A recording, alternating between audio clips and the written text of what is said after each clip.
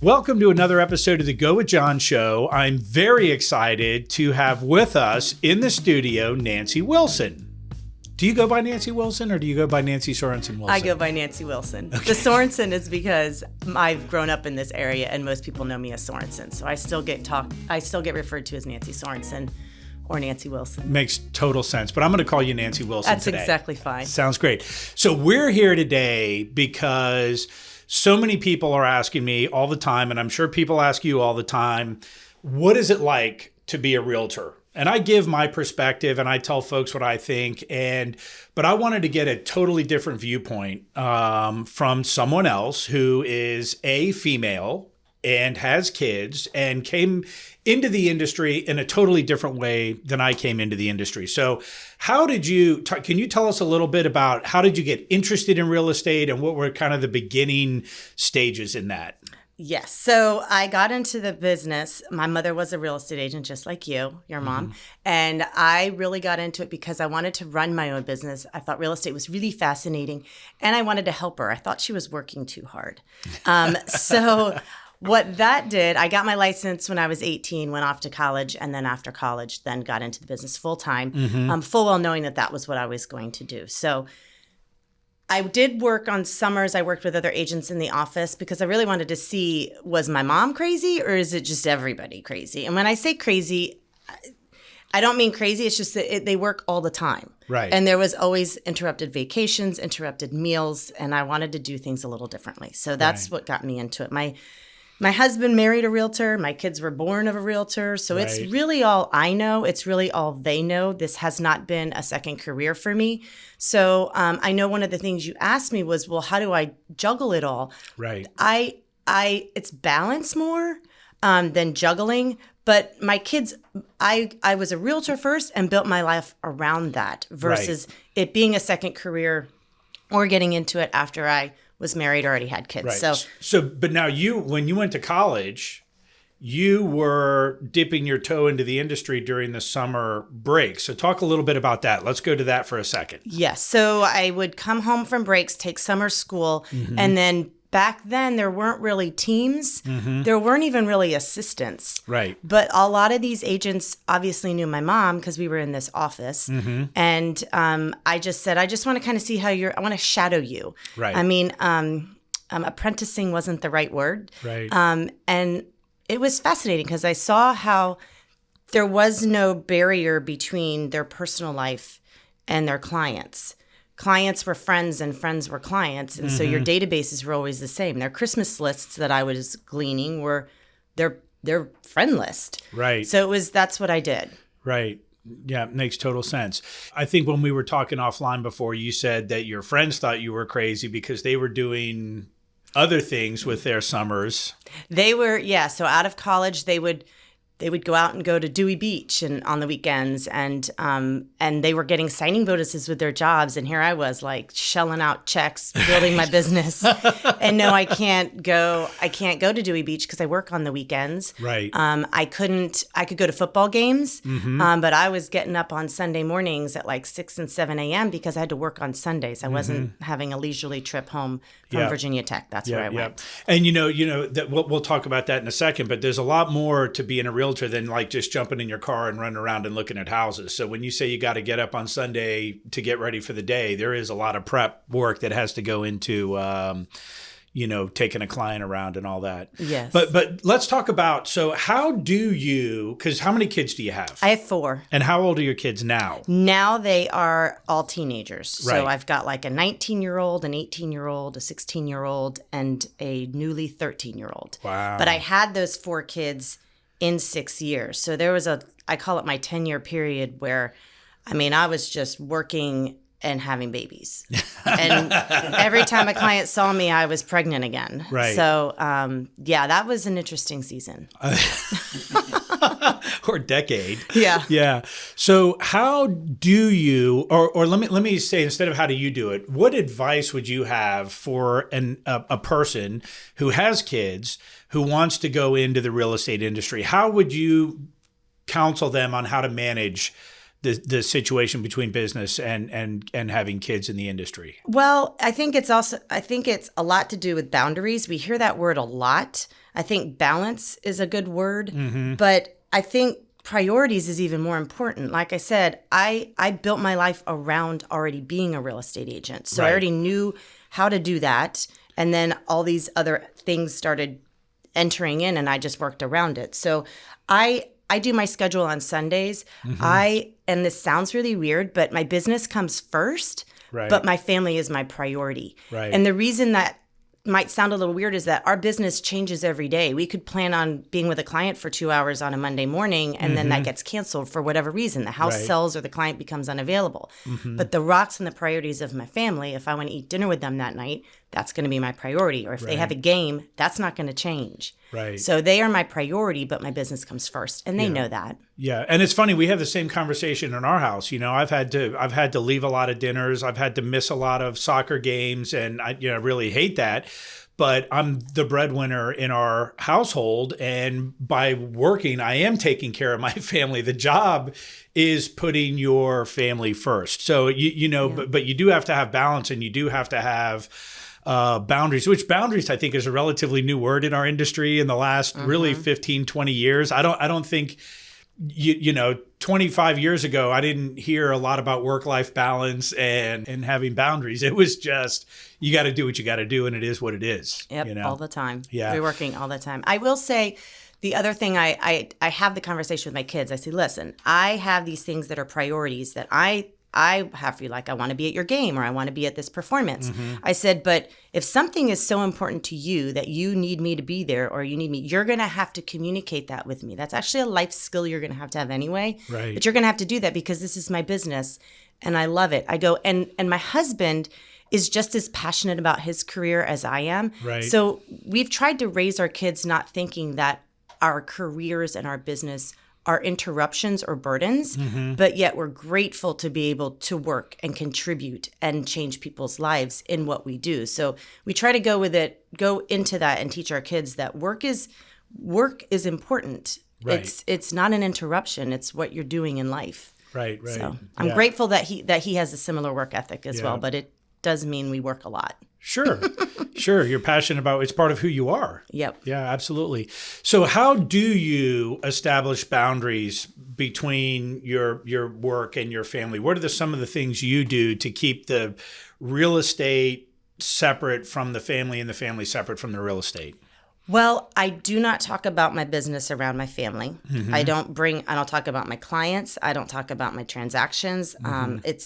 My client's privacy is very important. So I can separate that quite easily because if I need to get on a call, I remove myself, get out of earshot and have that conversation. I know if I'm at my kids' games, they might see me standing with all the other parents, but then at some time they might see me standing off by myself. That's me working. And they understand that. I'm there to watch their game.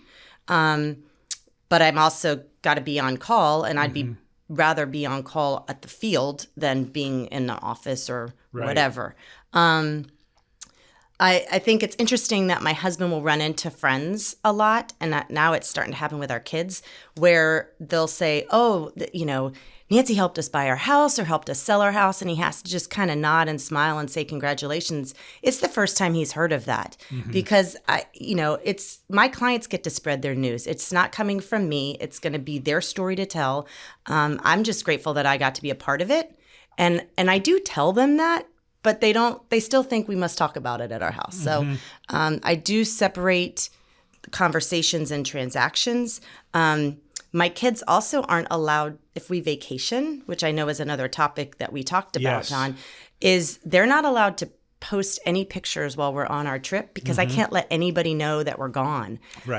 So that's like just separating is just kind of separating. Look, people can't know certain things because people get anxious if I'm not available. And it's funny, I talked about the vacation piece on my recording part of this conversation that we just released last week. But, you don't tell people you're on vacation for a little bit of a different reason than I don't tell people that I'm on vacation, because it always seemed like every time I told folks I was going on vacation, all of a sudden everybody needed to talk to me. I used to send out an email blast. I'll be out of the office next week. If you have an emergency, call me. Well, all of a sudden everybody had an emergency. And you don't tell people that you go on vacation because why? I don't tell them because I've realized, I had an aha moment when I realized the reason people get anxious when they hear us going out of town is because they're assimilating it or visualizing it to be how they, I don't want to use the vacation word because we don't really vacation, but travel, which means they kind of tune out, take a break. They don't realize, and I guess people don't realize that we so love what we do, and it's not a job, it's such our passion, that we don't know how to turn it off. I don't know how to take a break from my business, just like I don't know how to take a break from my family. Right. So, it sounds a little imbalanced, but just like you, we love what we do. We love who we do it for. I often think I can't imagine a day or even an hour where I'm not kind of thinking about a client, thinking about a transaction or a new business idea. Like, it's just my wheels are constantly turning on that. And oftentimes when you're on vacation, it gets renewed. Right. Because you can think of different things, and you have to tackle your work responsibilities early in the morning before you're going to do something. Right. But that's the reason I don't, I can't turn off. But I also think, though, you mentioned to me offline that you also don't want your clients and or friends to feel like they can't call you. You don't want them to put off the phone call. Right? In the beginning, I used to tell people, I was going on vacation. Yeah. And then I kind of kept it from clients, but I would tell friends. Right. And then I would hear I had this friend that wanted to look at something, or we wanted to buy something, but we knew you were on vacation and we didn't want to bother you. I'm like, oh my gosh, my job is not a bother. I care more about this than that. I would have loved to have been a part of that. Yeah. So that's why I just don't tell anybody. Right. Sometimes my family doesn't even know. When I say family, my extended family doesn't even know that we're going out of town anywhere. Yeah, because your work just kind of the problems, which we love to solve, because I think all realtors who are successful thrive on problem solving. Absolutely. Right? So the problems come when they come, and they follow us wherever we go. Yep. Yeah. So we're excited to we got something that we can tackle it. It's not a burden. Right. And I think that's important advice, and I think that's an important factor to consider if you want to go into real estate, is that you have to be the type of person, and all different types of personalities can be successful in real estate. I say that all the time. You and I both know engineers who are very serious and very quiet and very focused on what they do, but their clients are all like that, and their clients appreciate that approach to the industry, but they have to be problem solvers. Absolutely. They have to be, that's one thing you have to be. So Nancy, let's talk about the phone calls and the phone calls at dinner, and how do you kind of handle that? So I remember one time I called you and you were driving in the car, and tell me what, because that is one of the most memorable interactions I've ever had with you, and for some reason it just stuck with me. So I called you, we're talking, and what happened? You called me, and I always say I don't answer phone calls in my car when I have passengers, but I knew it was you, and I was like, okay, it can't be too private of a conversation. Right. So I think I was driving my kids to school, preschool, and I answered the phone, and you were asking me something, and I think the kid in the back seat started crying, and I was like, John, just a second. And I thought I muted you or me, but clearly I didn't mute it. And I said to the kid, listen, I know you're sad. I know you're crying. I know you're upset, but please, can you just cry quietly so I can finish this call, and then I'll drop you off at school. Oh, it was amazing. Yeah. It was like, I know you need to cry, but you need to cry quietly. Which is now why I can't take calls with people in the car. I've tried to do it. Yeah. And then I get a kid sniffling, or I get somebody coughing. I'm like, they can't know what somebody else is in the car. And you know what? People don't realize, though, when you're having a conversation about real estate with the client, your brain is all in. Like, you don't need that distraction. And in fact, sometimes those distractions happen and you don't even realize they're happening because you're so focused on the conversation. Yeah. Yeah, but that was fun. So now what do you do at dinner time with the phone calls? Because you and I handle that differently too. So I cannot stand phones in any social environment. Like if I'm out, if I'm with some friends and we're drinking wine or whatever, I just like to put my phone face down because I'm really trying to work on being present. Right. I can't stand phones at the table. I never liked them as adults. Right. And now I've got kids who all have them. So I try not to have my phone at the table unless, same as you, I think, and probably every agent, if we know something's going on and we're going to get a call, I keep my phone face up. But typically, we don't have our phones at the table. Right. And that's good. And me, if I know I have a little problem, or if I get a phone call, or if I see somebody calling where I can answer it quickly, I want to get the call. I want to answer it, because if I call them back after dinner, it may be that I can't get them. Then I'm leaving a voicemail. Then we're playing phone tag. And then all of a sudden it's 9:00 at night when you finally connect. And, so sometimes for me, and I know for Lillian, it's sometimes easier to just take the call, answer the question. And, if it's going to be a long conversation, we wouldn't do it. But, right. And the same thing goes when I'm with clients. I tell my clients and I think my voicemail even says this, leave me a voicemail. I don't answer my phone when I'm with clients. However, there's times where you've been working on a transaction and I'll be with showing properties or wherever I'm with my clients. And I say, listen, I know I don't usually answer my phone, but I'm waiting for this lender to call me back, or this home inspector, or name that person that would be calling me, because I want them to know that if they call me and I don't answer, they know I'm giving the same respect to another client that I would be giving them if we were in person. So, I mean, I guess that's where the boundaries between treating your clients and your business similarly the way you're treating your family. Like, you're very important to me, but this is time sensitive. Right. Makes being the total priority sense. versus the comes first. Absolutely. So last thing I want you to talk about. So if somebody walks up to you, a friend, an acquaintance or whatever, and they say, hey, Nancy, I'm thinking about becoming a realtor. What advice do you have me? Or can you tell me what it's like to be a realtor? Is there something we haven't talked about that you might want to throw into the conversation?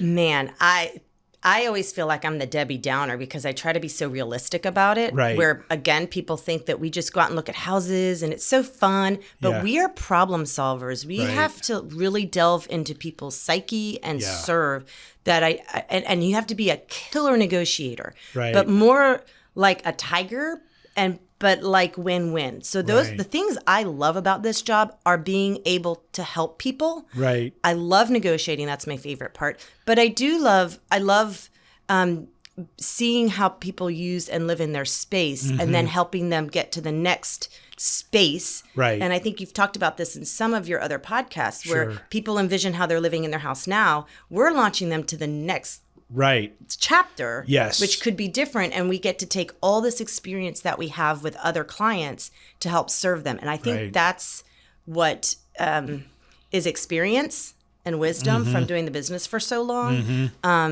that I know I didn't have in the very beginning. Right. I totally agree with you. And, so you brought up a couple things that I'll touch on. So number one, you and I could be friends on Monday, and on Tuesday we could be negotiating contracts on the opposite side of a transaction, and you're going to represent your client, I'm going to represent my client. We're still friends, but if we're in the middle of a transaction or in the middle of a negotiation, we may not be the same. We may put our friendship on pause for a minute, right? Absolutely. If we're in the middle of a deal, right? So when you say you've got to negotiate and you've got to be a tiger, you've got to also be careful, because the person you're negotiating with on the other side is still your colleague, is still in the industry with you, is still part of the fabric of the real estate industry. So it does get very complicated for sure. Yep. For sure.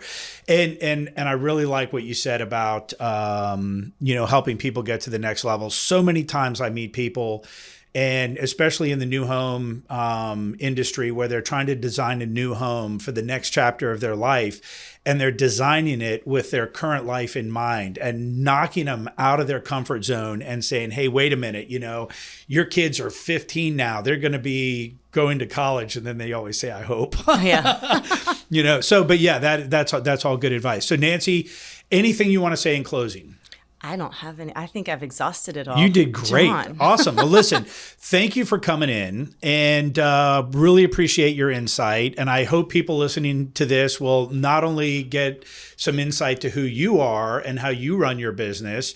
If people want to get in touch with you, how do they find you? My cell phone is 703-899-7143. I'm also on Facebook and Instagram, but you can look her up, like Nancy Sorensen Wilson on the internet box, right? Somehow, you can find me.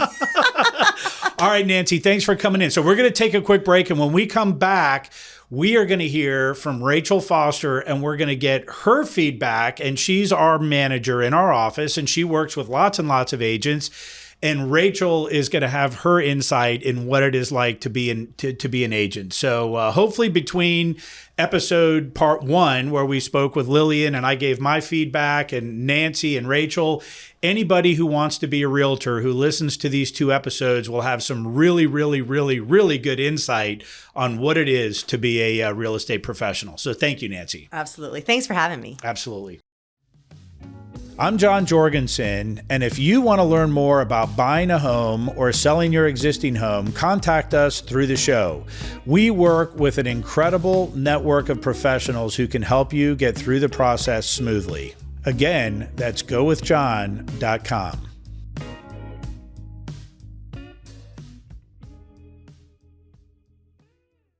All right, welcome back. Rachel Foster is joining us, and she is the broker at the Long and Foster McLean office, and she's also the niece of our founder, Wes Foster. So, Rachel, thank you so much for coming in today.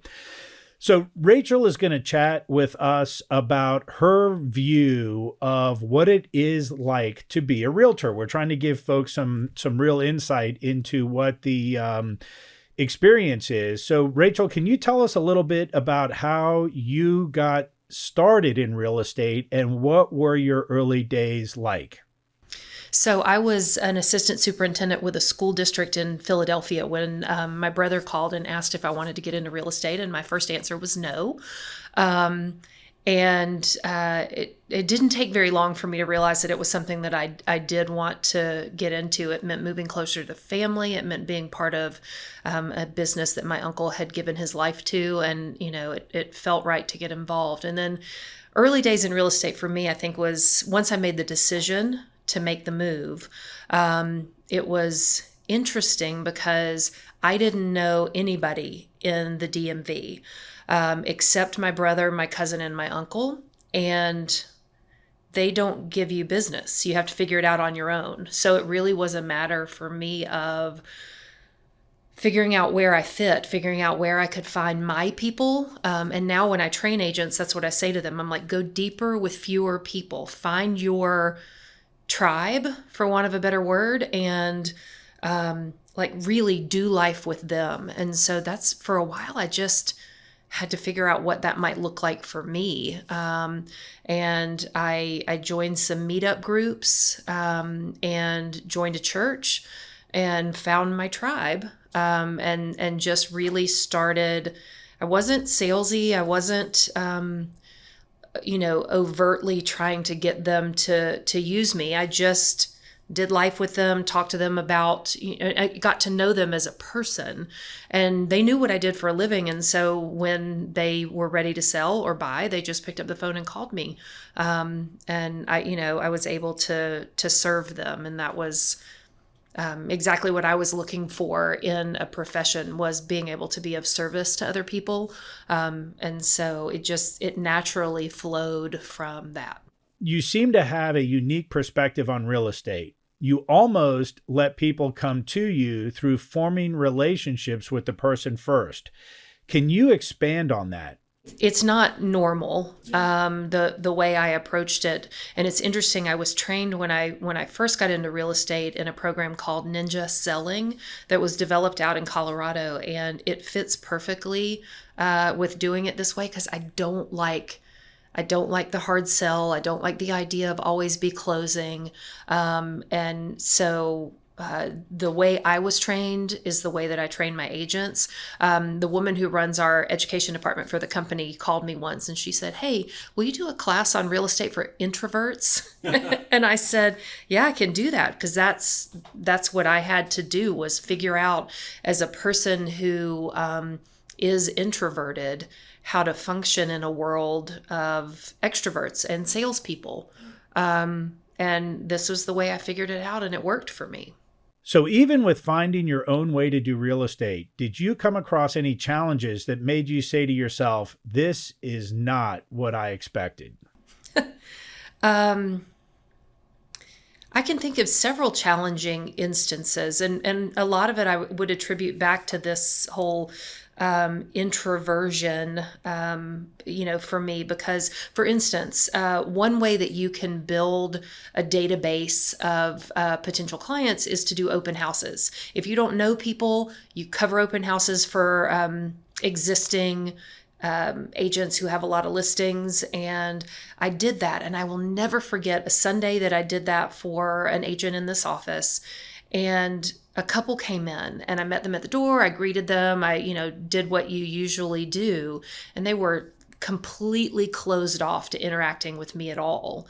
And a friend of mine who is also a realtor and who was in this office lived in the neighborhood. And I had called her earlier and said, hey, why don't you drop by at some point? So she comes by when this couple has gone upstairs.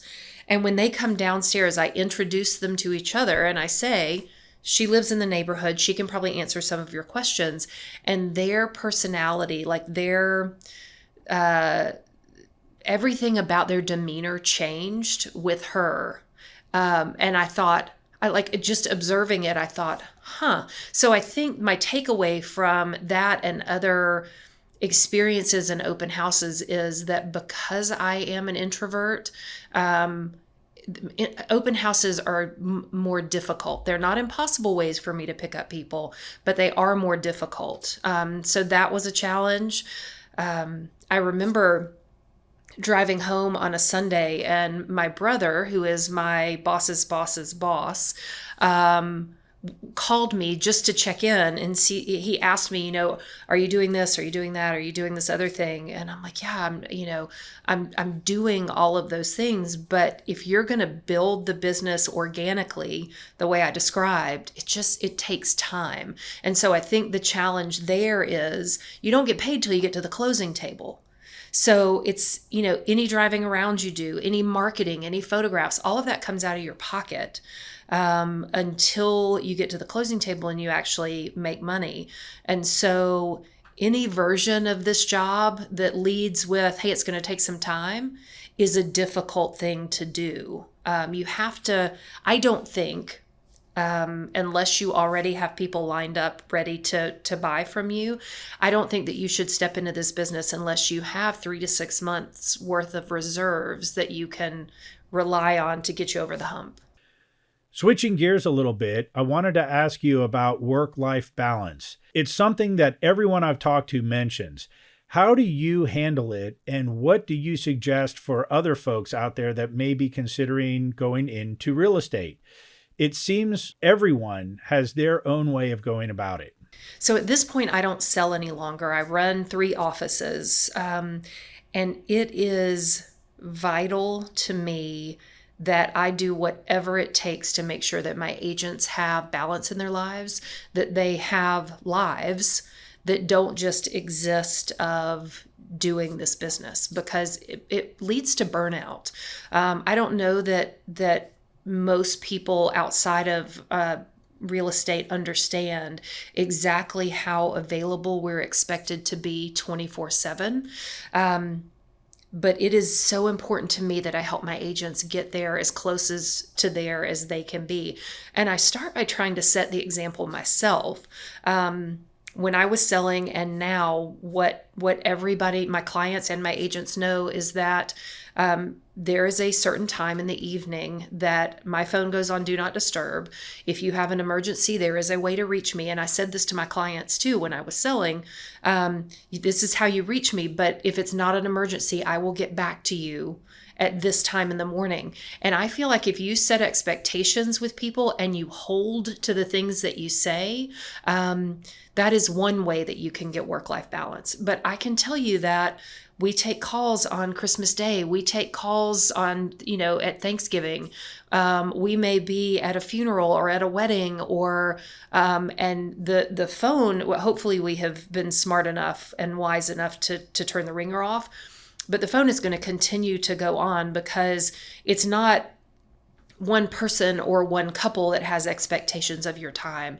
It's a lot of people, and they don't realize that they're not the only ones that are trying to get you. And so if they want you at 5 a.m. and somebody else wants you at midnight, you have to start to put some boundaries out there to protect your time so that you can have dinner with your family, you can get a decent night's sleep. And I've said to my agents and to my clients, look, if you want me to be at my best, I have to be able to rest. I have to be able to get away and do things that I enjoy doing. For instance, like I love to be on a hiking trail. So I'll take my phone with me so that I can be available. But there are certain things that each of us needs in order to feel like we have work-life balance. And so I try to set the example. I also try to encourage that of my agents. I know that not everybody ascribes to that way of thinking. I think a lot of realtors just think, I've signed up for this, I need to be available 24/7. But my sense is that being available 24/7, like I said earlier, leads to burnout and to you not being your absolute best for people. So, Rachel, how do you handle your dinner table time? So if your cell phone rings during dinner and you're having family time, how do you handle that? Well, I'll start by saying that if I am working with someone who cannot respect my boundaries, then I don't want to work with them. Right? There are other people who would be willing to pick up the phone in the middle of dinner. To me, if I am sitting down with my family, my phone's going to be turned off and probably not with me.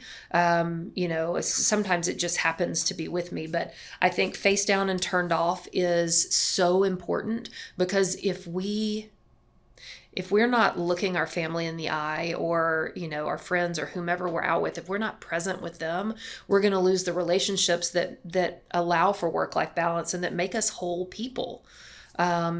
So yeah, my sense is, hopefully you don't even know that it's ringing because your phone is off and face down, because otherwise even the ringing interrupts the relationship. So I would say, put your phone somewhere else, be present with whomever you're with, and then you can check your messages later. And again, if someone can't respect that I spend an hour eating with my family and actually having a conversation with them, then they're probably not the right person for me to work with. That makes sense. To go off of that, how do you handle vacations? Do you tell your clients that you are going on vacation, or do you not tell your clients? How does that work for you? Vacations are an interesting thing in this business, and I'm not sure how valuable this next statement will be to what we're doing, but I am going on vacation in 2 weeks for the first time since I started my current position here in McLean. So that's 11 months into the job, and I'm finally going on vacation. And the first week, I've let everybody know I'm totally available to you. It may take me some time to get back to you, but I'm still available even though I'm on vacation. And that has been the way that I've done this business. So, I can talk a big game about work-life balance, but I've never taken time away like that where I'm not totally available. But this vacation, for the first time at the end of that week, I'm taking 4 days and I'm turning my phone off. So I think it's really hard to pick up your business and hand it to somebody else. Like I said earlier, I manage offices, and I don't ever want my agents to think that if they have an emergency, they can't reach me and they can't get a solution to their problem. Because I know how miserable it can be to be out there and need an answer and not be able to get it.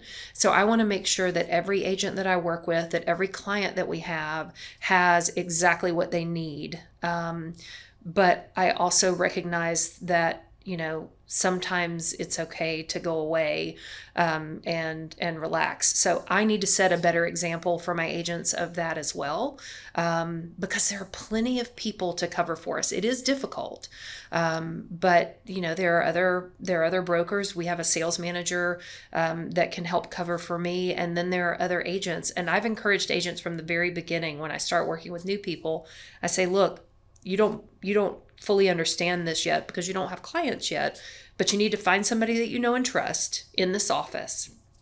Because, and this is a hard conversation to have, but you're going to have reasons to leave town that mean you're going to have to leave quickly. Maybe someone has passed away. And I just tell them, you you're not going to have time to brief somebody. So you need to have systems in place, and you need to be able to communicate very clearly who are my people and where are they in the process so that somebody can take over. But if you have done that, then I think you can get away, whether it's an emergency, like I mentioned, or you're going on vacation. I don't think you have to be fully available to every person all the time. I'm going to switch gears again, Rachel. From when you started to the present day, how has real estate changed in your eyes? I feel like there are two things that have changed in dramatic enough ways that they are worth mentioning. One, you mentioned the pandemic. I think that maybe we were moving toward this without the pandemic, but if you look at the research now, everything that we read is saying people aren't coming back into offices, and buildings are sitting empty, and commercial real estate is harder and harder to sell as a result of that. And, we've been putting a lot of effort into trying to get people back into the offices, because we feel, and we have experienced and seen, that there's a lot of synergy when you get everybody together in the same space working toward similar goals, and we learn from each other, and that sort of thing. But the pandemic, whether it's the pandemic or it just feels like the pandemic, because that was a distinct stopping place, has definitely affected where people do their business from. And so that seems significant to me. The other thing is that, and these two things go hand in hand, the other thing is that we're more mobile because of technology. I remember when I was a brand new agent and I had moved here from New Jersey, and I had gone back on a Saturday to see some friends, and I pulled over on the turnpike at one of the exits just to check my email. And I thought to myself, it's so nice that I can do this job from anywhere. And then I thought, and it's also really bad that I can do this job from anywhere, because it follows you. But being more mobile, I think, makes both me and my agents I think better able to do our jobs. I think we have to fully recognize that there are 24 hours in every day, and you can only do what you can do in the 24 hours. But I think being more mobile gives us the opportunity to do work no matter where we are, without having to take the time to drive home to your computer or to the office. So those two things are big to me. And we have a lot of different apps and technology pieces that have come out that have just eased the way we do certain things. So we're not running all over the place to get papers signed now. It's very easy to set up electronic signature and that sort of thing. So I think technology stands out to me most about what has changed. Makes sense. Yeah. But you know what? And I hate to interrupt, but the thing that stands out to me when I think about how the business has changed is what is still the same. And the core truth of this business is that it's about relationships. So no matter what the technology does, no matter what the pandemic does, if agents focus on relationships with people, like I said earlier, going deeper with fewer people, their business will be stable and be fine. So that makes sense, Rachel. So let's say there's a new agent coming in tomorrow and they're fresh. What core advice would you give them when they're just getting started in their real estate career? The core advice that I give new people all the time is something that I don't know that they're necessarily thrilled to hear. And that is, this is a relationship business. The people who want to work with you like, know, and trust you. I think that people, and maybe they are thrilled to hear part of that. They come into this and they think that, well, gosh, I can't work in this neighborhood because this other agent owns it. They have this concept that agent is the one who buys and sells everything in that neighborhood. And that is a scarcity mentality that we really try to get out of people's minds, because the truth is that the business is out there for every single person. When you look at, and the numbers aren't exactly as clean as this, but when you look at all the realtors across the United States, about 20% of them do about 80% of the business. And so what I have learned is if you are working hard and concentrating on your people, the ones who like, know, and trust you, you're going to be part of that 20% doing 80% of the business. And I truly believe that almost every person I've ever met in this business can be successful with their group of people. That I'm not going to be the right realtor for every person that I meet out in the world, but somebody is. So I just need to find people who have similar interests to mine, who like, know, and trust me, and they're going to want to work with me. And the same is true of my new agents. So it really is just a matter of sitting down and thinking about, who do I know? And also what popped into my mind as I said that last part was, I've got to remind them, if I'm a brand new agent, I've got to remind the people that I know that I've moved into real estate. So for me, it was, I'm an educator, I'm an assistant superintendent, and now all of a sudden I'm a realtor, and it can be confusing to people that you made that kind of shift, and they're not, you have to stay top of mind with every person out there who's potentially going to be a client or a referral source for you. And in order to stay top of mind, you've got to remind them repeatedly that you are a realtor. And it can't just be I don't know, 3 or so reminders over 3 months, because it doesn't stick. Everybody knows a lot of realtors. So you've got to do it in a way that means that you're providing value to people, that you're providing meaningful resources, and that you're doing things that maybe it's through social media, maybe it's through, a variety of other ways of contacting people, but getting in front of people in a way that keeps you at the top of the list of the 10, 11, 12 realtors that people know. All right, Rachel. Well, listen, I really appreciate you taking the time to chat with us again. You're a repeat guest on our show, and we always enjoy having you. And thank you for allowing us to use this wonderful space here at the Long and Foster offices in McLean, Virginia. So that concludes another episode of the Go with John show. Go out there and build something extraordinary.